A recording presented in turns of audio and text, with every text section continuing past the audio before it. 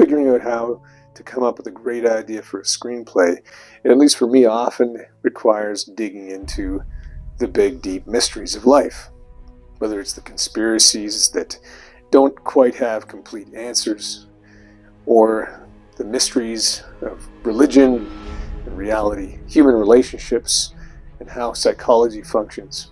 When I look at the real things around us that we don't completely have answers for, or that are a bit enigmatic, and when I dig and try and put those pieces together myself, sometimes I can come up with some pretty interesting stories that maybe fill the gaps. Now, I'm not saying that those gaps are accurate, but it can make for some interesting storytelling.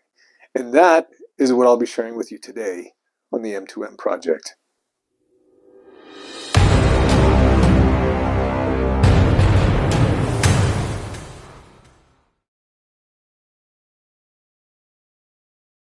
How do you come up with an idea that resonates with people, that kind of has a ring of truth to it, even if it's not true, even if it's fantastical?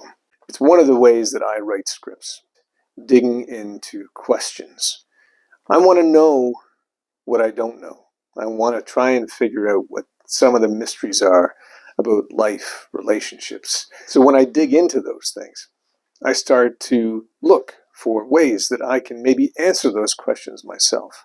So today I'm going to share with you one of the areas of research I did, and what inspired me to put something together. Hopefully, this is something that might inspire some of you out there who are looking for a method to craft a story that has a ring of truth to it. You draw from true questions in the real world, and then maybe you can be part of trying to fill the gaps, even if it's just for entertainment value. One of my most successful projects in terms of option deals and getting in the doors of studios and conversations comes from a story that I built out of a bit of research that began when I started looking at the planet Mars. When I started digging around, I was fascinated by the images of the surface of Mars, these rovers,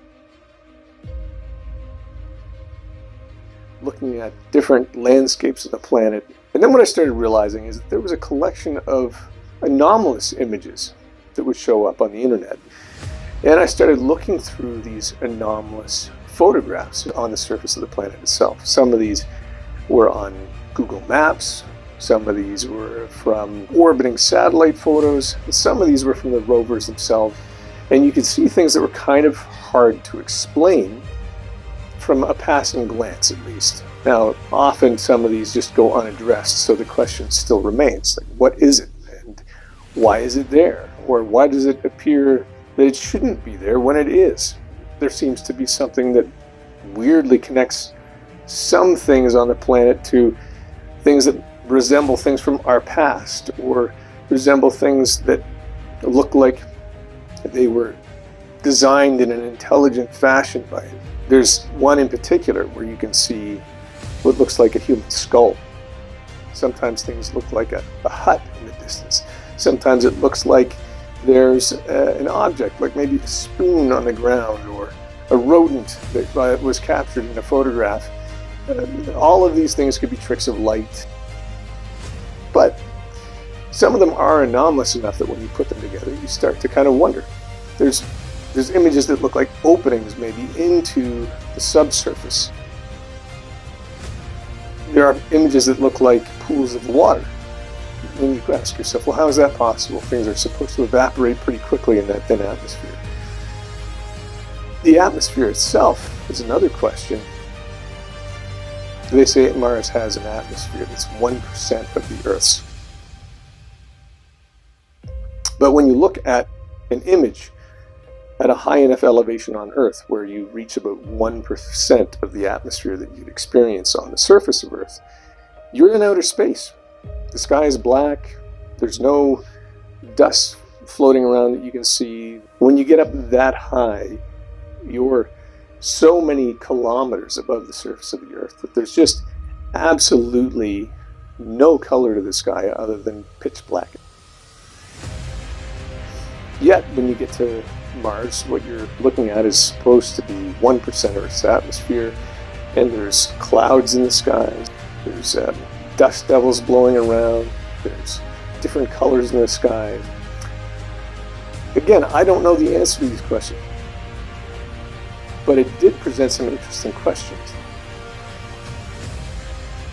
It made me think, maybe there's a story to be told in this, where there's a lot of people in the online culture that are seeing things that look like they were intelligently carved out of the landscape.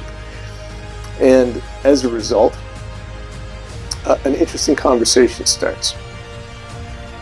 I've come up with my own set of answers for what that could potentially be in a fictional sense. I don't claim that my answers or the story that I tell around these questions is a truth to be told. It's just a possibility until we get the answers. I've recognized that the landscape of Mars provides a truth in its mysteries. I can grab onto these true elements and then begin to present a potential answer to what those mysteries or those truths represent. I believe that that's what's resonated with a lot of the people that have come across the story, because they want to know these answers too. When they see these real images with these real questions, what happens is a light goes on with imagination and possibilities. And that's the space where the story comes into play. There are genuine, true things in this world, in this universe to discover that we don't have complete answers to, but we have glimpses that give us questions.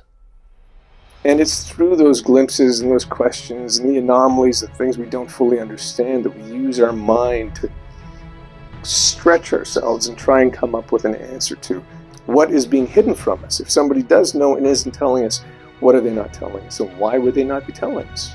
That is something that has helped to create entire universes and how you fill the gaps. There's something tantalizing about these very real, very true questions that are out there in the universe. They're attached to actual images, and they're attached to actual places, and there's more than one of them. And there's like a network of ideas and possibilities that can be crafted out of this. When you really look for possibilities that reach into the past, that reach into what other people might know that they aren't telling you, how systems function and operate when these things are being investigated, what the possibilities are for why maybe people shouldn't know the answers to all of these questions. It gives you a lot of material to work with and to play with. Look at the things that you don't fully have the answers to, but that make people hungry to know more. And the truth of those questions begin to resonate with your audience. The aha moments that you have when you come up with your own answers and put them forward, and someone really relates to what you've connected the dots on. That creates something quite fantastic for a lot of people in an audience.